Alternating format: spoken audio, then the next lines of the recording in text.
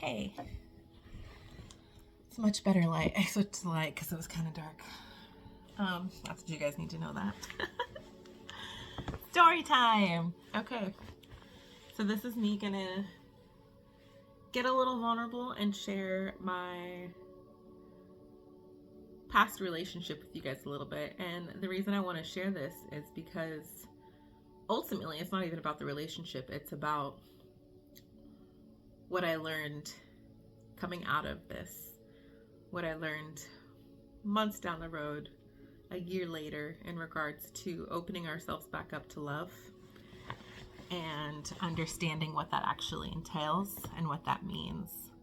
Because when we get burned, when we get hurt, it's really easy to put up guards around our hearts, build up walls and armor, retract all vulnerability, which ultimately just we become our own jailers at that point. So I'm gonna get a little vulnerable with you guys. And before I start, I just want to start by saying, like, I have literally zero mean things to say about my ex. None. I don't hold any hate in my heart towards them. I will always hold love for them. And yeah, and that's not an easy thing, but it's something that is easy if you are willing to do the work on yourself, the inner work required and needed. Because at the end of the day, no matter what happens in any form of relationship, whether it's romantic, platonic, or even just friendship, family, any sort of conflict that arises has nothing to do with, I won't say conflict that arises, but anything huge that happens where the other person is acting completely in the quote unquote wrong, it has everything to do with them. It doesn't have anything to do with you. And it's so easy to derive our self-worth based on how someone else treats us. But when we can see that that's not the case, and with me, I'm someone who likes to analyze, and like I'm a psychology major, so I I love analyzing things and getting to the root of pretty much anything. Sometimes it can be a little, I won't say debilitating. It could prohibit me from feeling things sometimes that need to be felt. At least it has in the past, and I think that's something I'm working through and continue to do. But with that being said, the main reason I want to share this little tidbit with you guys is that so that you guys can understand the depth at which I was hurt to a degree. I mean, you're not me, you haven't lived my experience, you don't have the same thoughts that I do, verbatim anyways. You didn't go through the situation, so it's not as, probably not going to resonate. So whatever you guys take from my story of what I went through, magnify that. Just magnify it. Because at the end, I want to read to you guys something I wrote in my journal a few weeks back, somewhere in there, in regards to love and what that actually means when it comes to romantic love and opening ourselves up and being vulnerable. And it's so easy to forget everything that encompasses and what that actually means when it comes down to it, especially when we've been hurt in the past, when we've had our hearts broken and shattered into a million little pieces. And so I think this is so important for people to hear. Because it can give us the freedom, or at least give us some little tidbit that we need in order to start to move on and to remember. And so I just want to share this with you guys. Maybe I should start with reading it. No, I'm going to start with just a little bit of story. Long story short, how about we'll say that.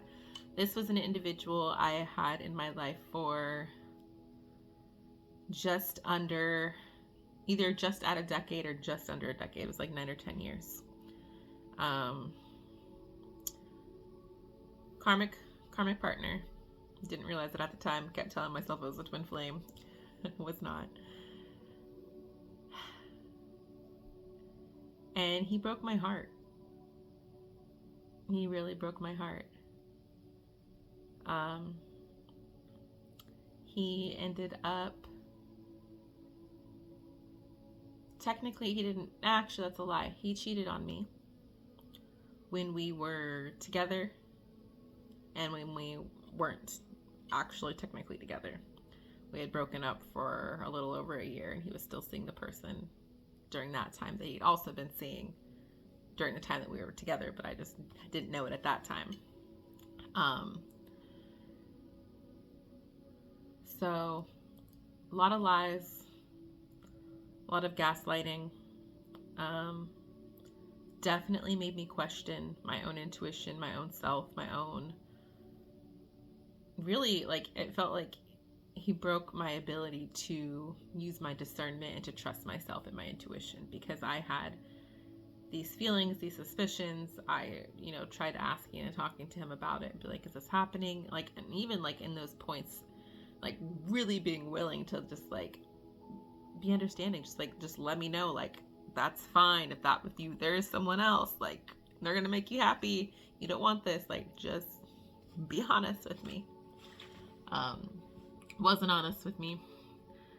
During our breakup, I ended up moving across town, and it was at that point that this person reached back out to me, and was coming from a place of acknowledgement. At this point, like, I still didn't know about the cheating or anything that happened during the time that we were in a relationship.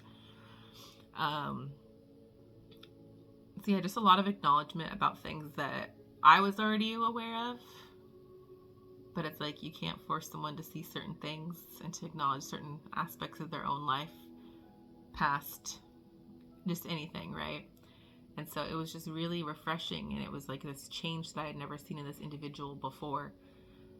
Just owning up to these things. We had a conversation for the first time in, like, I don't know how long, that just felt so open and vulnerable, and like things were flowing, and they were really just opening up and being honest in how they were able to talk with me.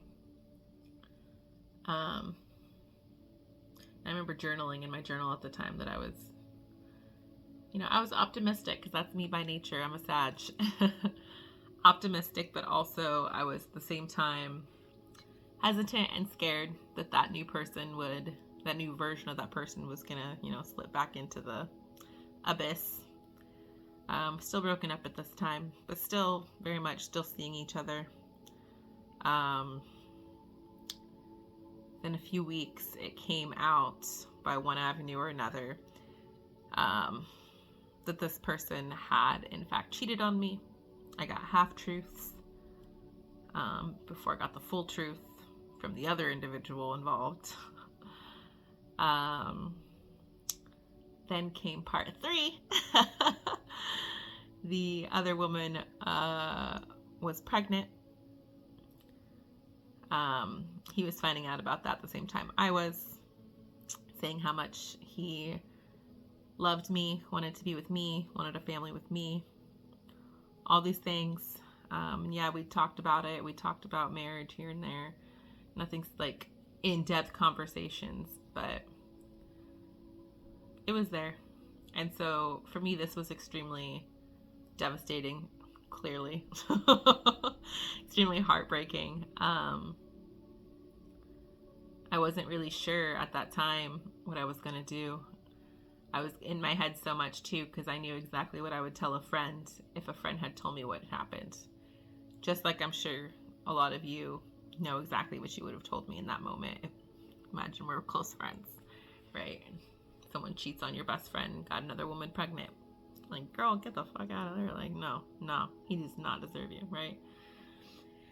And so I was really racking my brain, because I was like, man, like, there's no way I would tell somebody or advise anybody to stay with this person. But you love somebody. It's hard to walk away, especially when you can see their potential, right? And that can be dangerous when you can see someone's potential, because what you're seeing is the possibility of something that's not a reality in that moment, and you have no control. You don't know if something will ever be a reality. But I was still growing. I was still learning. He really wanted to, was communicating at least how much he wanted a family with me. It was very tumultuous. There was it was all over the place. But eventually we ended up moving back in together. He was, having visitations with his child. Would go see his child at the mom's apartment. It was just a lot of stress overall, but in the end, this person wasn't able to open up to me. This person wasn't able to communicate. Emotional regulation wasn't there. Vulnerability was not there. And this is something I learned recently. I was never really vulnerable in the relationship until the end. Because it wasn't until the end that I realized, I have absolutely nothing to lose at this point. Just, being myself fully and completely. I have nothing to lose. There's nothing to be afraid of. And so I wasn't fully vulnerable until the last 2 years. Because I gave him 2 years. 2 years, count them, 2. Almost 2. It was about 2. Might have been 2 full years. Of trying to work things out, trying to work through this. But in the end, this person wasn't able to open up the way I needed them to. This person wasn't able to be vulnerable with me. They weren't able to have the adult conversations that needed to be had. They were just too much in their own chaos, their own world, their own internal guilt, grief, confusion, who knows what else. I mean, there's tons of stuff I can list, but we're not going to go into that. So in the end, there was a small little lie told, and it was at that point that, I was finally sick and tired of being sick and tired, as they say. And I had to let him go. And it was with love that I did so. My heart wasn't full of anger and hate. I understood all of it.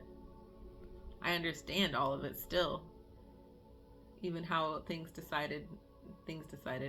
even how he decided to kind of abruptly cut off conversation of any sort at some point after sending signals that weren't of that effect just a couple months earlier. Even in that, I had my moments where I got angry, but then I was able to sit with myself and reflect, and again come to a place of understanding and forgiveness, and understand that it's not about me. It has nothing to do with me. How someone else treats you has to do with them.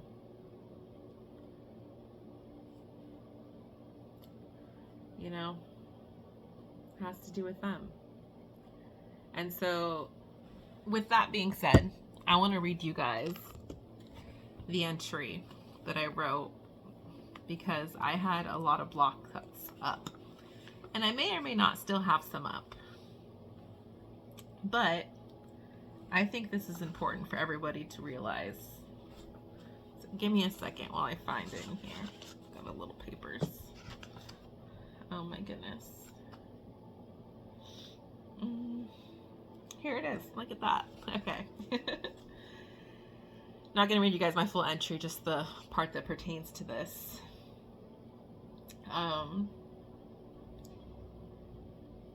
Pretty much all of it, but we won't get into it. Okay. So, yeah, you know what? Fuck it. We're going to be fully vulnerable here.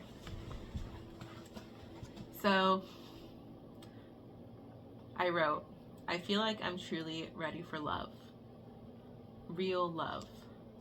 The kind I convinced myself doesn't exist. Because I forgot true love cannot exist without the possibility of pain and the inevitability of vulnerability.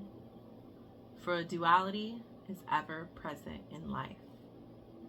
We only feel pain because of our capacity to love fully, truly, and deeply.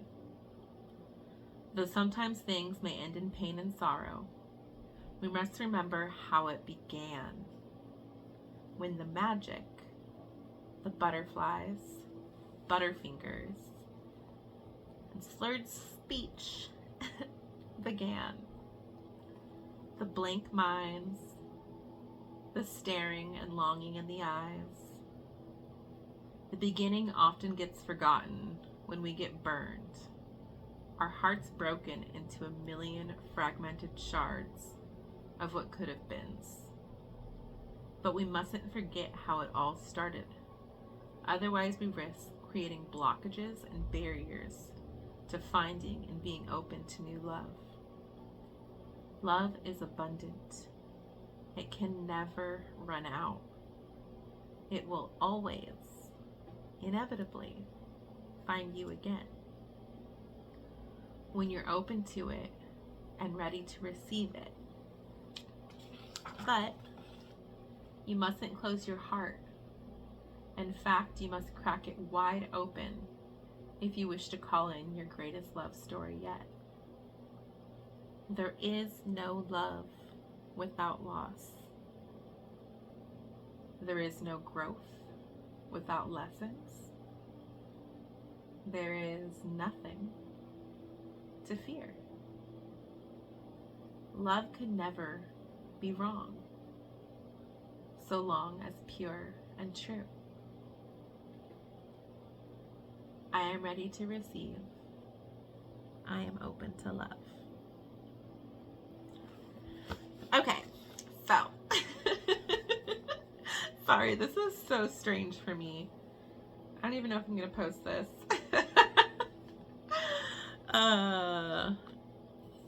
So with that being said, like, I hope that really rang true to you guys and you guys can hear what I'm trying to say. Because when we get hurt and burned so badly, it's so easy to build those walls up. It's so easy to pull back all of our vulnerability, to trust anybody.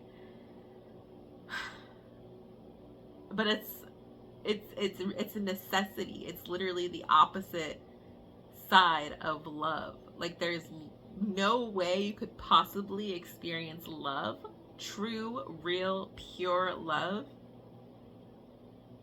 authentic, without the possibility of pain. And this isn't even to say that, like, it has to be reciprocated both ways, right? Like, you could fall in love with, like, someone who's a straight psychopath. As long as the love that you're putting out on your end is true, like, you're still being vulnerable with that person, you're still doing these things, it's real for you, because the love that you're giving, the love that you're, you know what I'm saying? So, gosh, it's just so necessary. There is a duality in life. There's a duality in everything. And in order for us to be open to real, true, authentic love, we have to be willing to be vulnerable, which is scary and terrifying. And we have to remember how love starts and begins, because there's always going to be ups and downs within it. And it's so easy after we've been hurt to just say, screw it, I'm not interested in that. But it's like, even if you end up in the most pleasant, loving relationship, you're still going to experience pain at some point in that. Y'all are going to stay married for forever. Someone could get sick. I was going to say get sick and die. I'm a little, what's the word, morbid at times. Don't mind me. But someone could get sick and die. If they don't get sick and die, they will eventually die. One of you is going to die before the other, okay? And that's going to cause you, one could argue, even more pain than getting cheated on. You know what I'm saying? Like, can you imagine? Like being with the love of your life for, let's say I got married like at the end of this year. I'm what, 31? How old am I? Yeah. So, like let's say 50 years. I'm going to live to be, well, more than that. 50, 60 years. Can you imagine spending 60 years with somebody? Loving them, opening up to them, being so vulnerable with them, understanding each other so openly and completely, growing with each other your entire lives, expanding together, and then one of you dies? Like, that's so incredibly sad. That's going to be so incredibly painful. But it's reality, and it's worth it. And I think it's worth remembering how love starts. Love doesn't just, jump from one thing to the other. Well, it does in a sense. It kind of ebbs and flows that way, right? We kind of end up going through these different stages, as people call them, the honeymoon stage, this stage. You don't want to burp or fart in front of the person. And it's just like all these silly things that don't even make any sense. And those are all about being vulnerable. So those are like the stages before you're willing to be vulnerable and be your true self. But really, true love requires full vulnerability.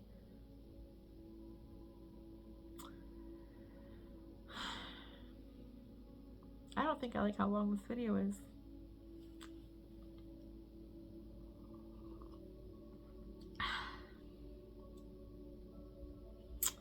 Alright, that's all I got for you guys.